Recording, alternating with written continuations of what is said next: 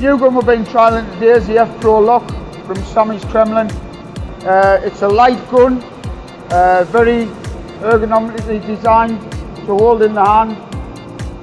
The lock's also got features where it's locked off, so there can be no adjustment made on the fan pattern, no air pressure adjustment and no needle adjustment. We found it as a good gun because it gives us the same flow rate every single time when we paint with it. We installed in December 2017 and we've had a saving of 20% on our current guns.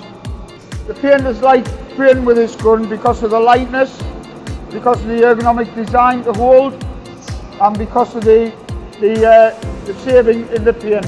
The maintenance on the gun is quite easy because it's got no moving parts as in terms of the fan pattern changing or the air changing. We literally have only two things to do, which is to check that the quality of the air cap is okay and the quality of the fluid tip is okay. Once these things are done, the maintenance is quite easy. Very little maintenance.